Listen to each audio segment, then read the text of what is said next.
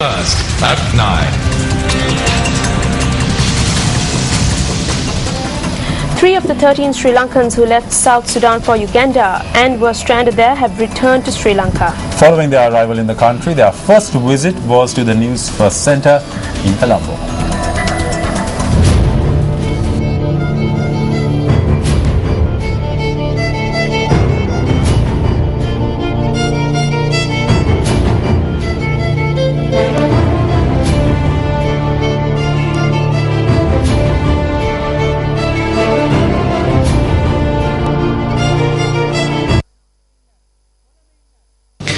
They had left South Sudan owing to the conflict there and arrived in Sri Lanka via Uganda this morning. Can you tell us what the situation on the ground in South Sudan was when you left? There were clashes in Bor, where the former vice president had assumed control. But in the capital of South Sudan, Juba, clashes were on the decline.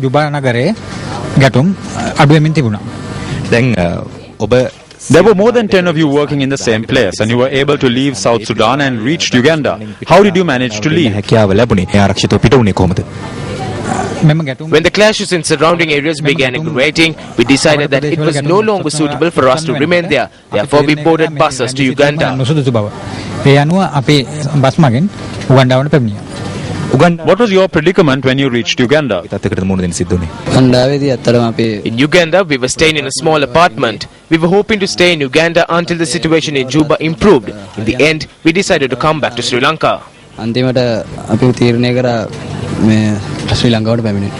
How many more are there? What is the possibility of bringing them back home? 3 of us arrived today and it is difficult to say. There are 10 more who are in Uganda. Steps should be taken to repatriate them too. When you were in South Sudan, did you meet other Sri Lankans there? When we were in Uganda, we heard that another 2 had arrived in Uganda. We did not have any additional information on any other Sri Lankans. We were constantly reporting on your plight there. What support did you get from Newsfirst in securing your passage home? In truth, it is because of Newsfirst that we are home today. Newsfirst was constantly in touch with us over the phone, inquiring into our well-being. We are very thankful to Newsfirst for taking these steps.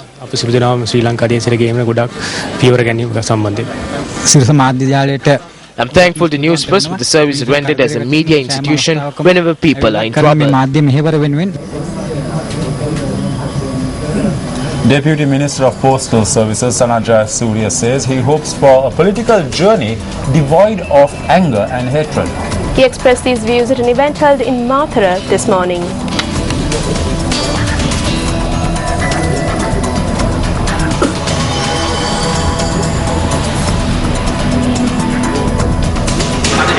The event was organized to felicitate the Deputy Minister of Postal Services Sanjay Surya. A group including employees of the Postal Service attended the event held at the General Post Office in Mathura. The time for elections in the southern province is coming again. Once again, the time has come where various messages are given to the public. Because of this preferential system, he too is trying to interfere in my electorate. It is already happening in some areas. I do not think about those people. There are people who will look at you with anger and hatred and somehow try to secure the preferential votes. If you have made sacrifices, you will reap the rewards. There are people who do more than is necessary too, but they will receive no support from me. I do not wish to be involved with such people.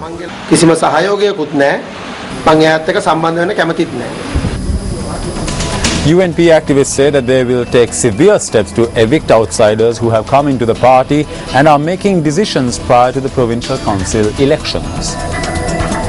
UNP activists say that while there are seniors in the party, outsiders who came from other parties have now taken over the UNP.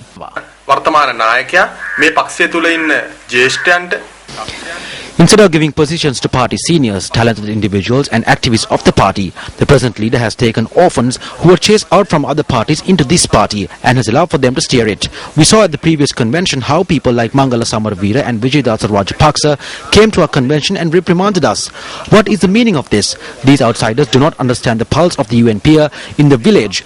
They do not understand their hopes or aspirations. At least now, we must stop the actions of these outsiders and evict them from the party. If this does not happen, then the UNP UMPs in the village will come to Sirikota and take steps to evict these persons from the party.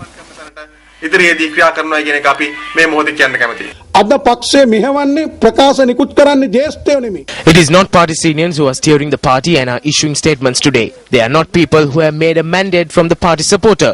Persons who have no UMP heritage or background and who have tried to destroy the UMP have come over now from the alliance and are toying with the party. They are the one who are making the decisions which are destroying the party and diminishing its voter base.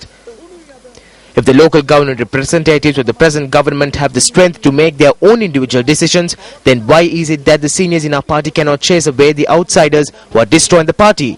Why can't they stop them? If they cannot do this, or if they do not have the backbone to do this, then we will give them the red notice that unionists and the party supporters are ready to commence the second operation to raid Sirikota and return the party to the UMP to make it victorious.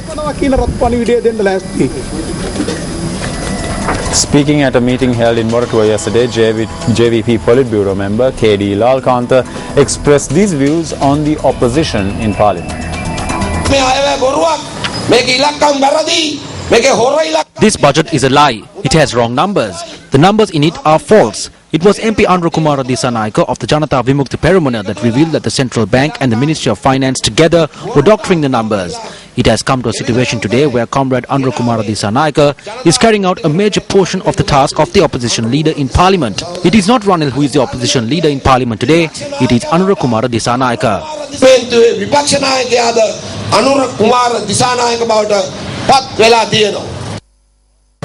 Up next is Words of Wisdom.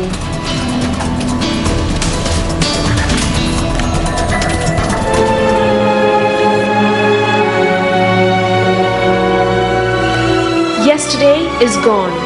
Tomorrow has not yet come. We have only today. Let us begin. Mother Teresa.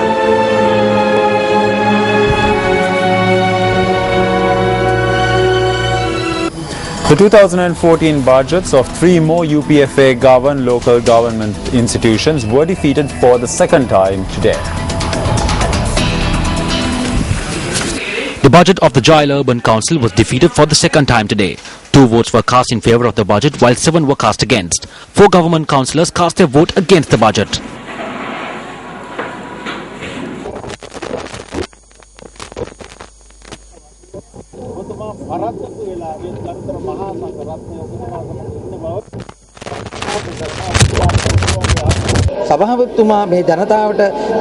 The main reason for this budget proposal to be defeated today is because the chairman failed to work for the people.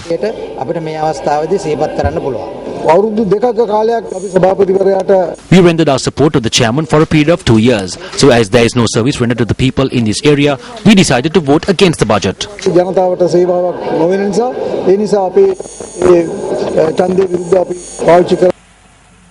Meanwhile, the budget of the Hinguragoda Pradesh Sabha was defeated for the second time today. Our reporter said there was a 2-hour delay in the vote due to the absence of the chairman. Subsequently, a representative of the Commission of Local Government in the North Central Province and the secretary of the Hinguragoda Pradesh Sabha had convened the council. 3 votes were cast in favour of the budget, while 6 votes were cast against.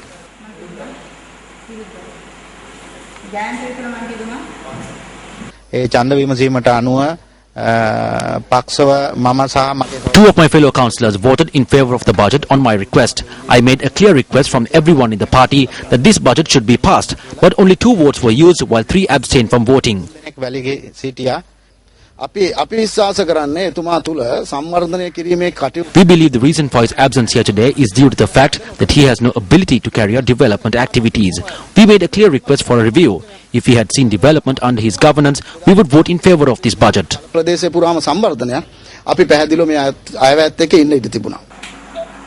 Incidentally, the chairman of the Hinguragoda Pradesh Sabha is being treated at the Hinguragoda District Hospital.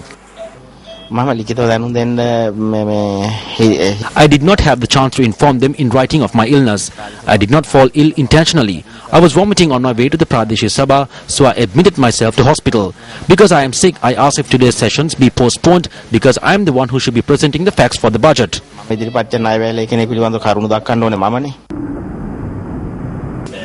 The budget of the Bulat Singla Pradesh Sabha too was defeated for a second time today, with 11 members voting against the budget and the chairman voting for. I will not just quit. I have my pride. I will not leave by taking any money.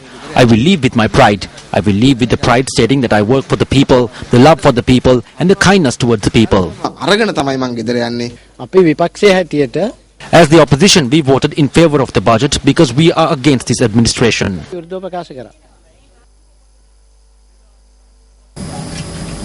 Of the 48 local government institutions in the Western Province, 46 are governed by the UPFA. The budgets of 6 of these institutions have been defeated. The budget of one of the 49 UPFA governed local government institutions in the Southern Province has been defeated twice.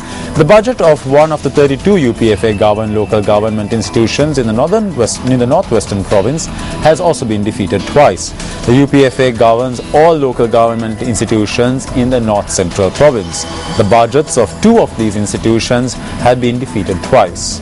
In the Sabaragamuwa Province too, where the UPFA controls all local government institutions, the budgets of 2 local government institutions have been defeated.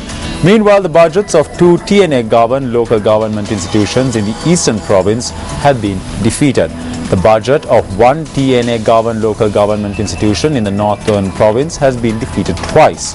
The budgets of 12 UPFA governed local government institutions have been defeated twice as well. And with that, we take a look at the newspaper cartoon of the day.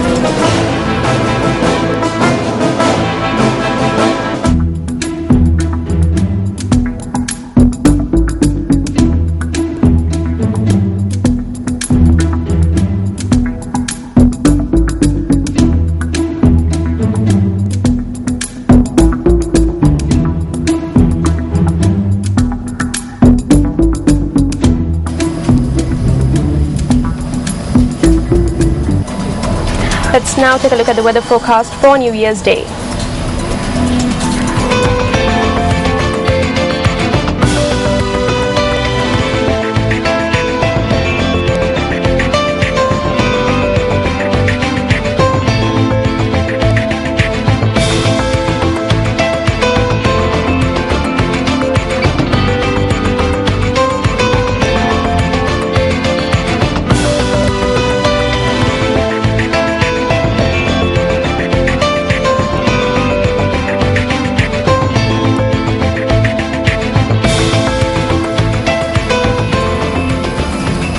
And that's a wrap of your primetime news bulletin. Wishing you all a prosperous new year.